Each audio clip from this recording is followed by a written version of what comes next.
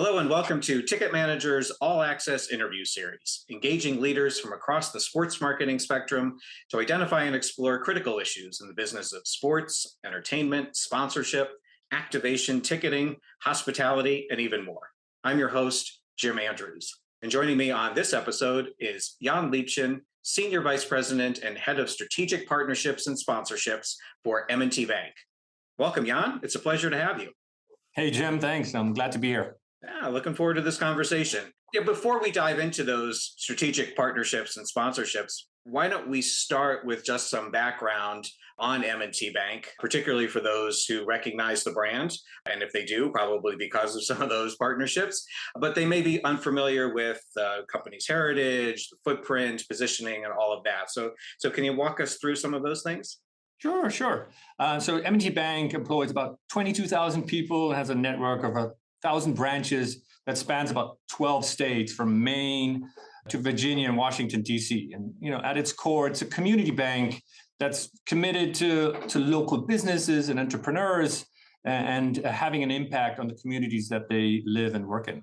And so through our recent acquisition of People's United Bank, we've grown significantly in New England, but we're looking forward to having the impact we've had across our footprint. And I know that when you talk about community bank, you define communities maybe a little bit differently than just geography. Can you tell us a little bit about that? Yeah, sure. At its core, from a brand standpoint, M&T is a community bank.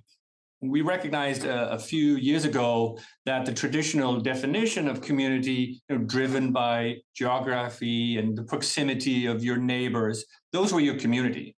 And that has broadened since. And so for us, we've seen that, your community can now be fellow commuters, small business owners, soccer parents, stamp collectors, lawyers, et cetera. You get my point. Sure.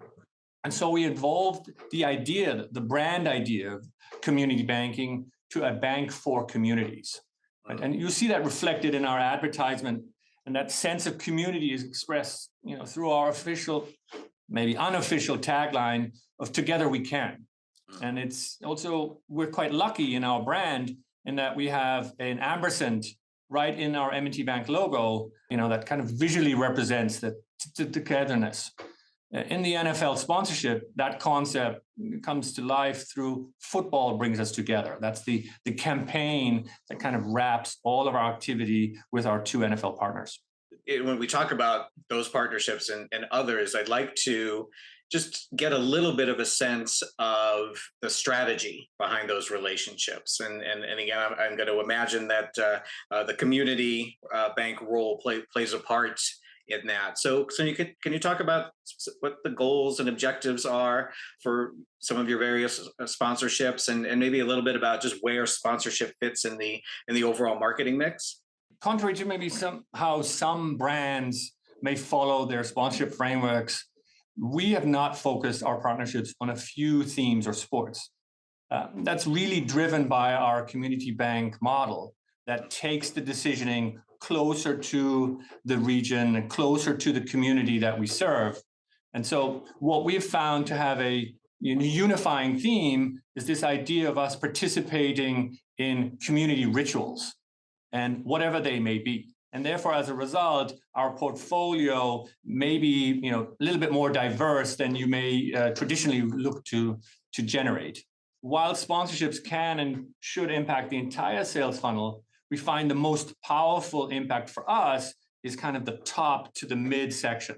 Okay. So if you look at it within the marketing mix model, for us, sponsorships afford us a really powerful, impactful, experiential marketing campaign and tool. And so as a matter of sponsorships, the way we approach sponsorships, we see a sponsorship to be a discussion between the property rights holder and its naturally attracted audience. And we want to join that discussion, and we want to join it authentically, being a bank. So we're not ESPN, for example, so we would never speak to a play call or a draft choice.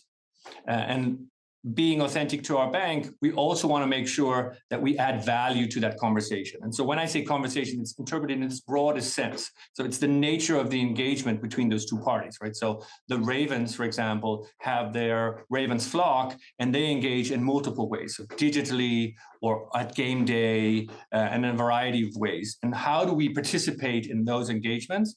By adding value and by being true to ourselves. I would imagine your role. It sounds like it's a varied role. Right? You have obviously the two. I'm going to assume the largest partnerships are with the Ravens and the Bills. Those NFL team partnerships. But then there's a lot of activity, as you said, that's happening on the local level in different communities. So, does that mean that you are interfacing a lot with people throughout the bank, throughout your kind of regional and local offices? Can you just tell us a little bit about how that works? Sure. The thing, I'll just take a step back quickly to frame how we, how we set our goals and how that allows us to then have those interactions with the colleagues in the field. Yeah. So we have 4 pillars, 4 areas that we look at. So it's brand and engagement, customer growth, community engagement, and employee engagement. And so that's the guiding principles that allow us to set everything from objectives, activation plans. They're all set through this lens. And so when I then look at my portfolio that has a group of mid to large relationships that we centrally can activate to generate the return that we're looking for in those 4 buckets, those 4 pillars. But we have a really big portfolio of smaller relationships, right? So with festivals or smaller engagements that are maybe in the low thousands, even hundreds of dollars in terms of sponsorship investment number. And so it's just not feasible for us to be present at all of those. So what we've created is a framework to allow the independent M&T Bank decision makers on those sponsorships to make the best possible decision for their objectives. So what we try to do on everything is to ensure that the sponsorship decision is anchored in what the business objectives are. So anytime we have a discussion with those folks as a consultative to their objectives, we ask them, so what's your business objective? Once it's clear what their business objective is and how our broader marketing team is trying to support those business objectives, we can then understand how a sponsorship in general could help support those objectives and how the particular sponsorship that they're looking at can do that. We then ask them to self-identify 3 objectives that they hope to achieve.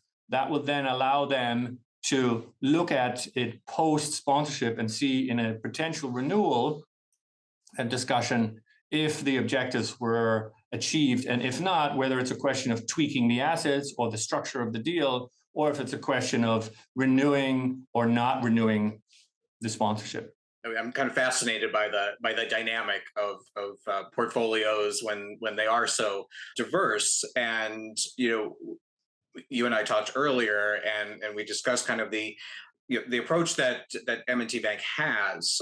It's certainly, there's so many upsides in being able to do exactly what you were just talking about. Aligning with properties that are important and relevant to the different communities, and meet the objectives of your folks on the ground there. But as you said, and I thought this was really interesting because I hadn't really thought of it this way, there can be a downside, or could be a downside, because there's no thematic connection if you're doing a parade in one market, a theater in another, and a sports property in a third. So how do you manage that challenge?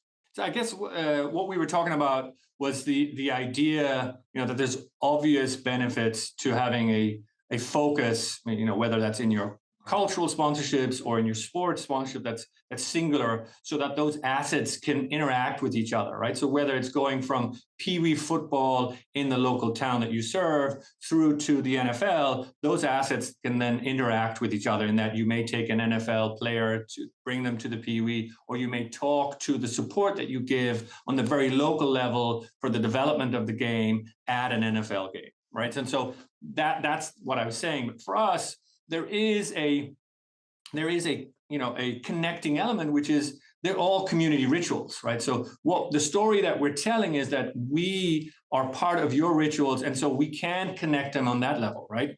Everyone understands that when you are in a community, there's certain things that you do. Friday night lights, you go to the football game, or you celebrate at your local religious institute, or you go to the local high school to experience a theater. So there, that dynamic is quite common and understandable. So for us, the connector is that the assets are all designed to support and participate in community rituals. It's not as clean as you're suggesting, but I think we find ways to make that work for us. You also mentioned that when it comes to evaluating the performance of partnerships, the idea that each one has to earn a return can be a little bit tricky in the decentralized kind of decision making environment that you have. As you mentioned, if you've got a sponsorship of $1,000 or less, kind of difficult to hold that to the same standard as an NFL team sponsorship. So I guess this is kind of a two-part question. Can you first just talk about your general approach to sponsorship measurement? What kind of metrics are you looking at? You obviously mentioned the sales funnel there, but and then just kind of talk about that issue of how are you looking at a small $10,000, $5,000 sponsorship, comparing that to one that's a lot bigger investment than that. Yeah, I think what's interesting is that you use the word return, right? Return can take many different facets and can be seen in different ways.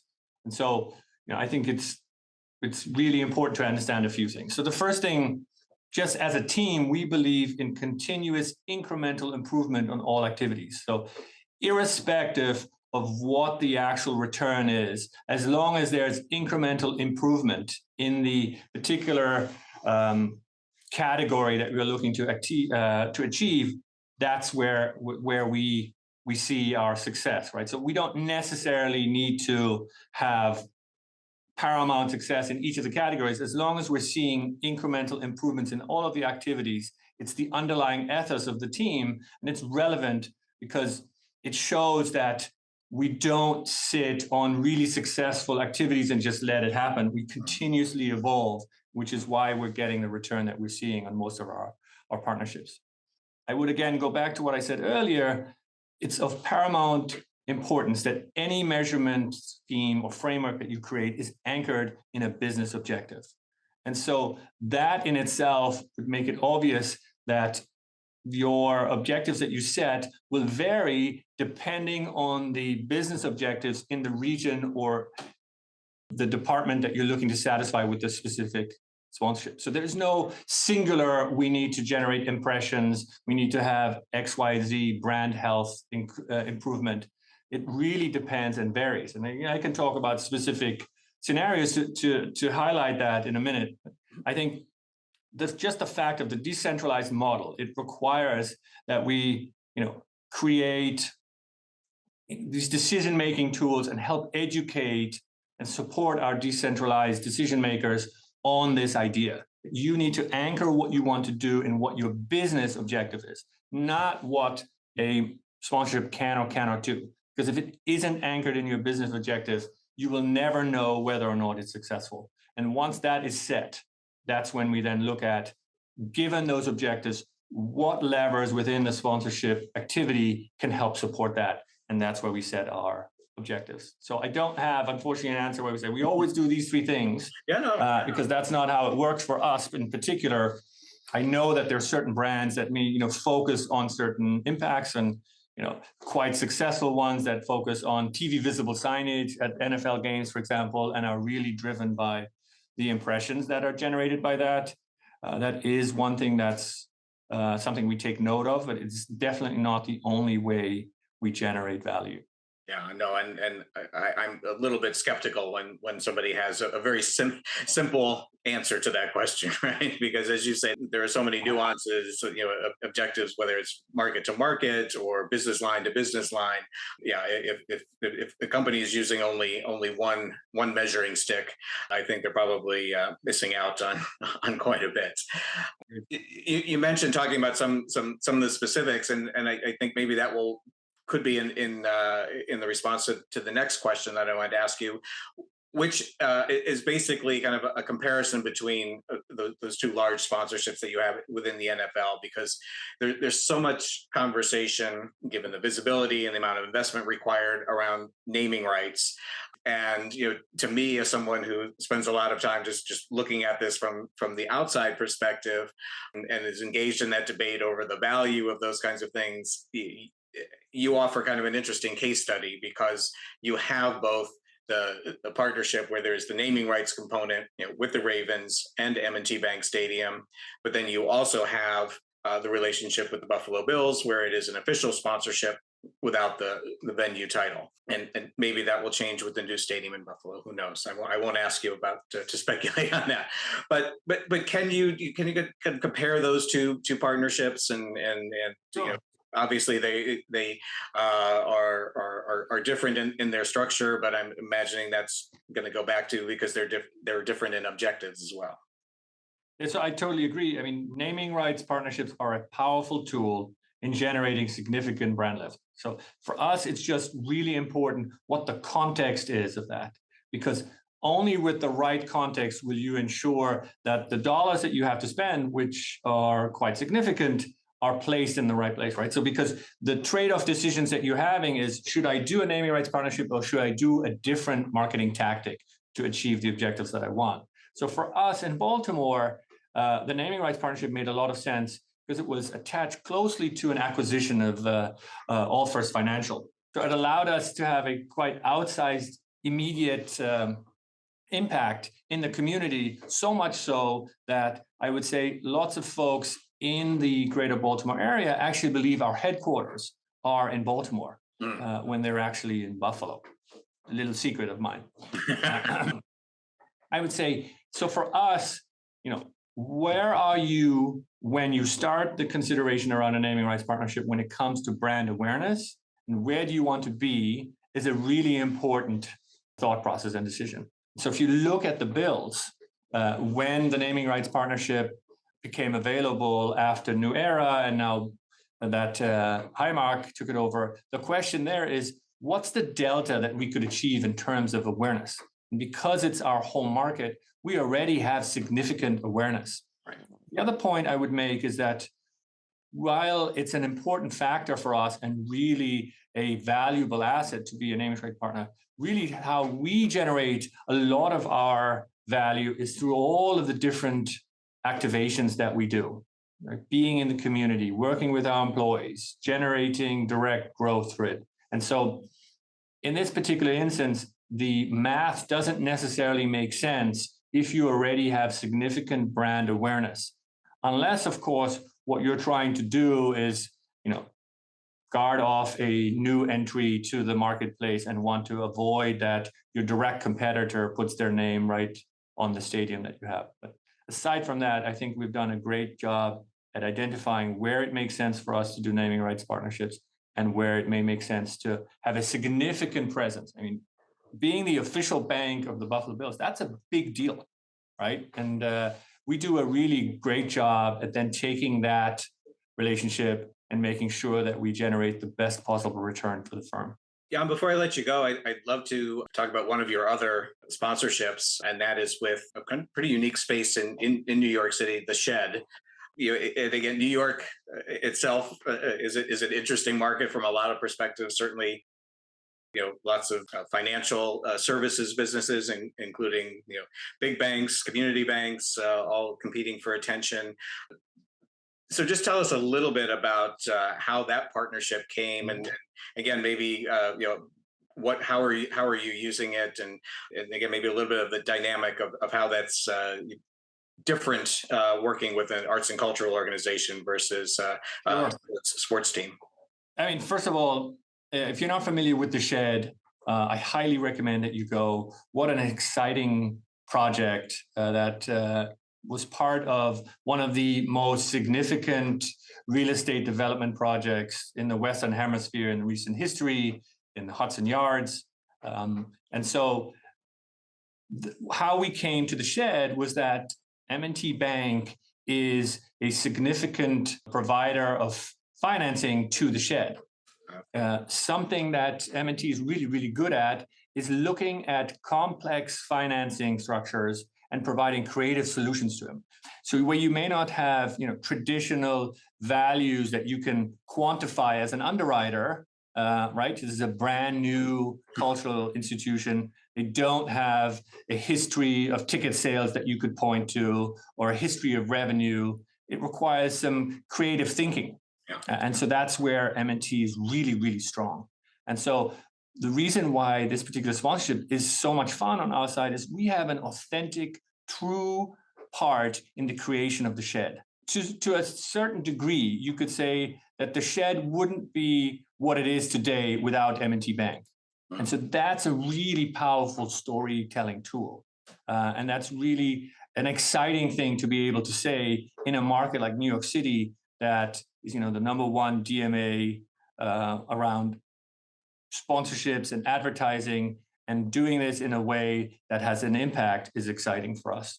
And so the Shed also allows us to connect and be the convener of discussions. So we have relationships with nonprofit organizations, for example.